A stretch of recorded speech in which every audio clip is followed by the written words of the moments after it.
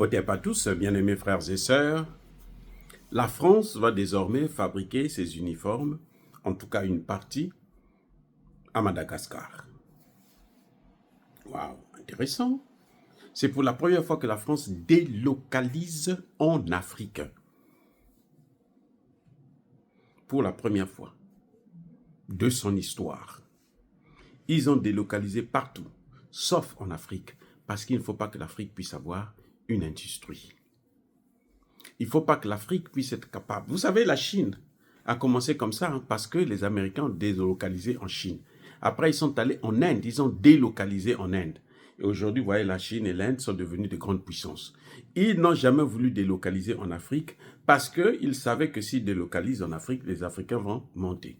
Maintenant, aujourd'hui, on le voit en Éthiopie, il y a déjà de grandes entreprises des pays de l'Est qui délocalisent. Oui. Et de plus en plus, ça va avancer parce que les gens veulent maintenant exploiter leurs matières premières, transformer les matières premières sur place. Donc, on ne peut plus échapper à ça. Bref, Emmanuel Macron veut délocaliser. Il délocalise vers Madagascar. Pourquoi il n'est pas parti en Afrique centrale ou en Afrique de l'Ouest? Il va à Madagascar. Ça, c'est une question. Eh bien, il n'est pas parti parce que ceux qui sont ciblés, ce sont les gens de l'Afrique de l'Ouest et l'Afrique machin. Madagascar est un pays qui est mieux contrôlé et plus avancé par rapport aux pays d'Afrique noire. Les amis, Madagascar est plus avancé. C'est pour ça qu'ils vont là-bas. Toujours dans la logique que on ne peut pas laisser ces gens-là se développer.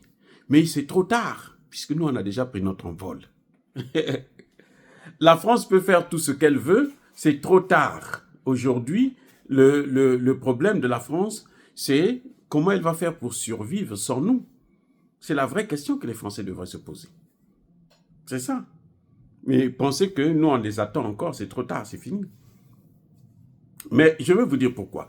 Il y a des gens qui disent que c'est parce qu'elle veut donner les uniformes, ce serait plus facile de fabriquer les uniformes. Parce que le coût, c'est vrai, le coût c'est moins cher, puisque ils vont passer de 70 millions à 26 millions.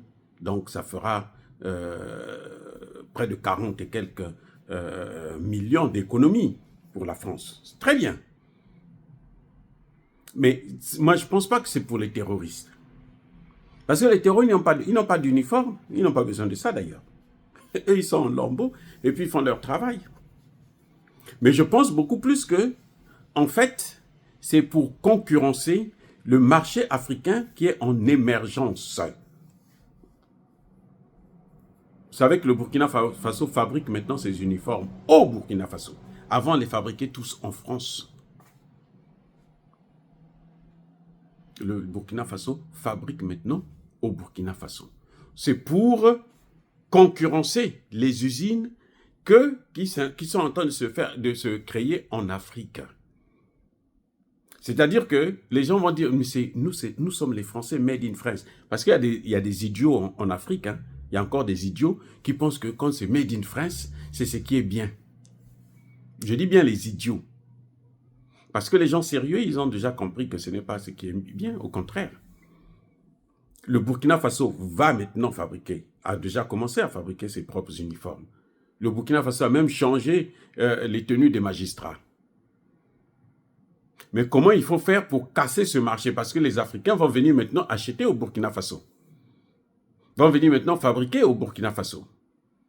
Beaucoup de pays africains, pour l'instant, comme ils sont encore un peu dans ce syndrome de Stockholm, comme ils sont encore sous influence, comme ils sont encore dominés, ils ne sont pas encore indépendants dans leur cabosse, ils vont penser encore aller en France. Mais les gens sérieux, qui savent que ça coûte cher, et puis ils n'ont plus d'argent pour donner, surtout quand on va sortir de la monnaie, là c'est fini, c'est pour rentrer dans le marché commun africain.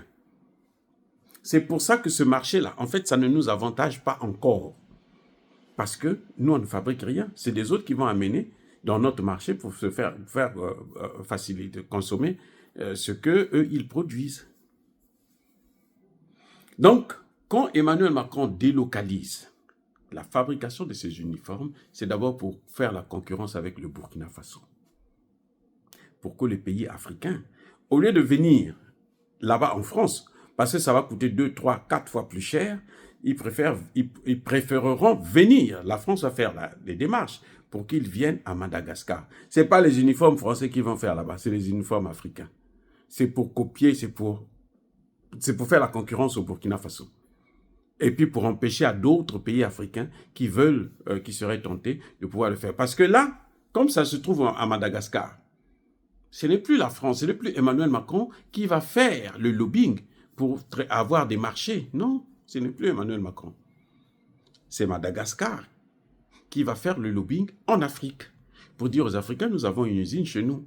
Venez acheter chez nous. Mais on ne vient pas acheter chez les Malgaches, on vient acheter chez les Français. On vient acheter ce qui appartient aux Français.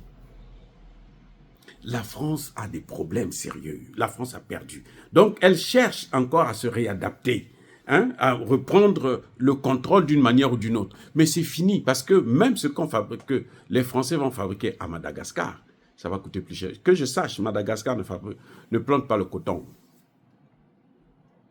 Peut-être qu'ils ont commencé hier, mais ils ne plantent pas le coton. Le Burkina Faso fait ça, parce que le Burkina Faso est un pays producteur du coton. Un des grands pays producteurs du coton en Afrique et même dans le monde. Le Burkina Faso que vous voyez là. Vous voyez maintenant le problème. Emmanuel Macron, les Français ne font jamais rien par hasard. Ce que vous voyez là, c'est une façon de vouloir imposer. C'est une façon de vouloir imposer une logique aux Africains et à l'Afrique. C'est une façon de dire à l'Afrique que moi, je suis toujours là. C'est une façon de vouloir bloquer, hein, empêcher l'émancipation du marché qui est en train de se créer en Afrique. Pour faire en sorte que le marché africain, le marché commun africain, eux aussi puissent avoir la main là-dedans. Mais maintenant, là, ça va être de plus en plus compliqué, les amis.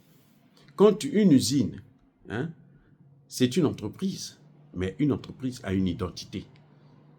On sait que l'entreprise là s'appelle Ton, elle a été créée ici ou là, en telle année, elle paye ses taxes là, les patrons de cette entreprise sont. C'est facile. Donc, mais en tout cas, bon, ils se battent. Hein. Moi, ça ne me fait pas peur parce que je comprends que, par exemple, dans le Sahel, ils ne vont pas aller à Madagascar. Tous les armées du Sahel, ils vont s'équiper là au Burkina Faso. Et comme maintenant nos armées de plus en plus sont en train de prendre une importance capitale dans la gestion de nos pays, eh bien, c'est un marché qui est prometteur. Et la France veut exister encore en Afrique. Mais c'est fini. Le temps de la colonisation est terminé.